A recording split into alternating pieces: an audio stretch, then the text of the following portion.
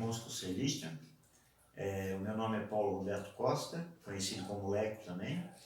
Casado, fiz o meu cursinho em 2004 e quero dizer que é uma alegria poder compartilhar essa escola com vocês esta noite. Meu nome é Rosineide, conhecida como Neide. Fiz o meu cursilho em 2005, junho de 2005. Sou casada com o Leco, temos 2 filhos, Ricardo, Paulo Henrique, uma neta de 11 anos, filha do Ricardo, e sou secretária do lar. E para bem iniciarmos a nossa escola vivencial, nós vamos então pedir à Santíssima Trindade, o Divino Espírito Santo, para que nos abençoe nesta noite essa escola. Em nome do Pai, do Filho e do Espírito Santo. Amém. Vinde, Espírito Santo, enchei os corações dos vossos fiéis e acendei neles o fogo do vosso amor. Enviai o vosso Espírito e tudo será criado e renovareis a face da terra. Oremos. Deus, que instruíste os corações dos vossos fiéis com a luz do Espírito Santo, fazei que apreciemos retamente todas as coisas segundo o mesmo Espírito e gozemos sempre da sua consolação. Por Cristo Senhor nosso. Amém. Maria, Mãe da Igreja, rogai por nós. São Paulo Apóstolo, rogai por nós. Santa Luzia, rogai por nós. O evangelho que nós vamos proclamar na noite de hoje será o evangelho de Mateus, capítulo 13, versículo de 3 a 9. É sobre o tema de hoje, que é a semeadura, o evangelho do semeador. Para bem iniciarmos, nós vamos proclamar o Santo Evangelho. Aleluia, aleluia,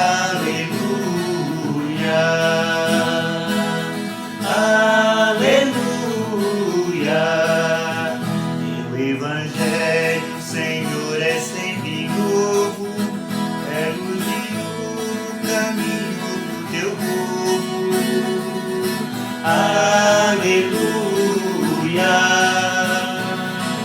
aleluia, aleluia. Proclamação do Evangelho de Jesus Cristo segundo Mateus. Glória a vós, Senhor. O semeador saiu para semear. Enquanto semeava, algumas sementes caíram à beira do caminho, e os passarinhos foram e as comeram. Outras sementes caíram em terreno pedregoso, onde não havia muita terra. As sementes logo brotaram, porque a terra não era profunda. Porém, o sol saiu, queimou as plantas e elas secaram, porque não tinham raiz. Outras sementes caíram no meio dos espinhos, e os espinhos cresceram e as sufocaram as plantas. Outras sementes, porém, caíram em terra boa, e renderam 100, 60 e 30 frutos por um. Quem tem ouvidos, ouça. Palavra da salvação. Glória a vós, Senhor. Queridos irmãos e irmãs, vamos falar um pouco sobre esta parábola de Jesus, uma das, em que Jesus nos convida a entrar no reino de Deus. No Catecismo, parágrafo 546, vocês podem estar verificando em casa, vem falar um pouco sobre isso. E além do Catecismo, eu também usei para essa reflexão a Bíblia Sagrada, o livro do Cursilho por Dentro, e também as redes sociais, um canal do YouTube do Padre Paulo Ricardo, que fala que é um programa chamado Testemunho de Fé. Muitos ensinamentos enriquecedores a gente acha lá. As parábolas de Jesus, todos sabem que são histórias, mas que contêm uma verdade religiosa profunda, e são maravilhosas e de um ensinamento ímpar para quem quer buscar conversão e chegar ao reino do céu. Jesus deixou-nos estas parábolas para que todos, através do Espírito Santo, tenham entendimento à sua necessidade. Na parábola da semeadura, que acabamos de ouvir, começa assim: o semeador saiu para semear. Quem é esse semeador? Com certeza é Jesus. Ele saiu para semear. Veio para semear no campo deste mundo. Ele vem em nossa direção. Saiu para semear a doutrina, a palavra, veio nos conduzir à conversão e, consequentemente, à salvação. Embora muitos pensam que serão salvos pelos seus próprios esforços, Jesus mostra, através da parábola do semeador, que é de Deus a iniciativa de lançar à humanidade as sementes da filiação divina. Temos que enxergar que Deus, na sua infinita bondade, nos dá forças para irmos ao encontro dos irmãos e irmãs e evangelizar. A prioridade é de Deus, não da ação humana, não do nosso próprio esforço. Nós estamos numa cultura que tem uma tendência enorme de achar que o homem será salvo por sua própria atividade. Não é bem assim. Nós precisamos, sim, de Deus. Não podemos esquecer da iniciativa de que semear sementes de vida eterna, sementes que brotam para a eternidade. É claro, com certeza, que cabe a nós tomar os cuidados necessários para que as sementes da palavra de Deus germinem, cresçam e produzam frutos. Então, a primeira coisa, aplicada a enxergar a iniciativa de Deus que nos procede. Enxergar que Deus está chamando toda a humanidade e hoje fala a nós, cursilistas. Ou seja, a coisa mais extraordinária é que esse semeador, ele é pródigo. Veja, quem de nós jogaria semente do jeito que ele joga? Ele joga na estrada, ele joga nas pedras, nos espinheiros. Joga também em terreno bom. Joga absolutamente em tudo quanto é lugar. O que Jesus quer jogando as sementes? Ele quer que sejamos filhos de Deus e que a humanidade participe na sua natureza divina. Ou seja, que nós possamos um dia chegar no céu e participar da felicidade do Pai, do Filho e do Espírito Santo. Ele quer que sejamos santos e que vejamos a glória de Deus. E aí, Jesus começa a colocar as dificuldades que a semente vai ter que enfrentar em vários tipos de terrenos. A primeira dificuldade é quando a semente cai pelo caminho. São Tomás de Aquino diz que aqui a maior dificuldade é a memória. Ou seja, as pessoas recebem algo da palavra de Deus, mas não retêm, porque o passarinho logo come. São pessoas que vivem nesse contínuo esquecimento de Deus. A humanidade vive num estado chamado pecado. São Tomás de Aquino nota uma diferença entre os evangelhos. O evangelho que nós acabamos de ler, Mateus 3:9, e o evangelho de Lucas, capítulo 8, versículo 5, que diz que a semente também foi pisada pelos homens. Não foi só o pássaro que comeu. E quando ela é pisada, São Tomás diz que a conduta pecaminosa dos seres humanos, o homem despreza o amor de Deus e pisa na semente. Mas, se você aceitou essa semente e agora está ouvindo essa mensagem, é porque algo ficou.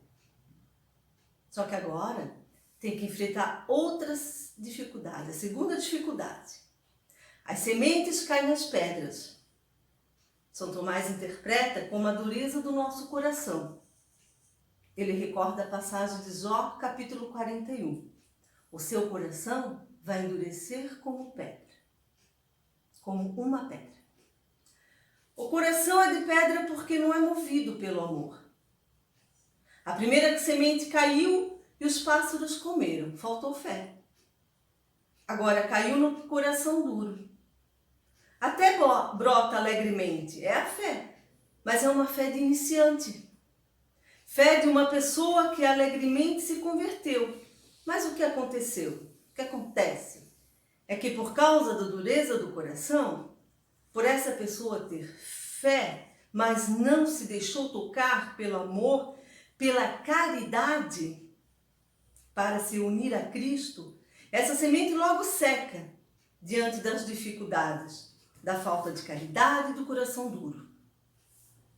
Pela fé, a semente vem, brota, mas não fica enraizada, por falta da caridade. O enraizamento mais profundo da fé é a caridade. Nós precisamos nos unir ao amado. Você fala tanto que Deus é amor, que Jesus te ama, Deus me ama. É claro que precisamos ter fé nisso e precisamos do amor de Deus. A salvação começa pela fé. Mas que tipo de fé nós temos de Deus quando Deus nos ama tanto e não sentimos o mínimo movimento de amar de volta? Então, esta fé não tem raízes profundas. Primeiro passo: ter fé, receber a semente e não deixar os pássaros comer. Tenha fé, tenhamos fé. Recebe a semente e não deixe seus pecados pisar em cima dela. É preciso, meus irmãos, e nós que somos cursilistas, que tivemos um compromisso com Cristo, levar tudo isso muito a sério. Se nós temos uma vida de intimidade com Cristo, se queremos realmente ser cristão de verdade, esta semente precisa criar raízes mais profundas. De amor, nós precisamos enxergar o amor de Cristo mais profundamente para poder amar de volta. Depois o semeador, ele enfrenta uma terceira dificuldade. A semente caiu sobre espinhos e foi sufocada. Aqui São Tomás de Aquino, ele contempla as dificuldades que nascem, sobretudo na nossa falta de paciência. E quem hoje em dia não tem essa tal falta de paciência? Das iras, das rixas e assim por diante. A nossa vida é cheia de espinheiros. Supomos que tenhamos fé e acolhemos a semente da palavra de Deus, que tivemos caridade, que de fato a semente enraizou no amor por Cristo. O que acontece é que o seguimento a Cristo comporta no renunciar a si mesmo e tomar a nossa cruz do dia a dia. Nós precisamos dar conta que não tem possibilidade nenhuma de frutificar para a vida eterna rejeitando a cruz.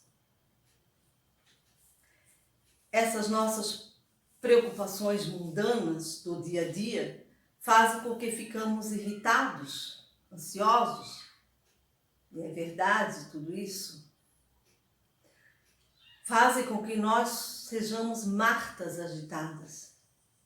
É muita informação ali fora, trânsito, redes sociais, televisão, em casa, é tudo muito barulhento. E nós ficamos agitados. E Jesus vem e fala: Marta, Marta, te aquietes. E nós, agitadíssimos, vamos sufocando aquilo que Deus semeou em nosso coração. Não vamos deixar isso acontecer com nós. Vamos abraçar pacientemente a cruz do nosso dia a dia. Se temos coisas para resolver, resolvemos essas coisas. Mas se não conseguimos resolver, que tenhamos paciência. Meus queridos, este é o Evangelho. Se a gente conseguir realizar essa tarefa de fé, de caridade, de virtudes, nos purificamos para finalmente produzir 100, 60, 30 vezes mais e colher os frutos gloriosos que Deus tem reservado para nós no céu. Para isso, precisamos de fé, mas uma fé recordada, exercitada e vivida, que faz brotar em nós a caridade, que quebra nosso coração de pedra e faz com que a gente ama de volta esse Jesus maravilhoso. E só assim nós teremos força para enfrentar a dificuldade, as cruzes, pacientemente. E triunfante, carregar a cruz salvadora que nos leva ao céu. Amém? Louvado seja nosso Senhor Jesus Cristo. Para sempre seja louvado.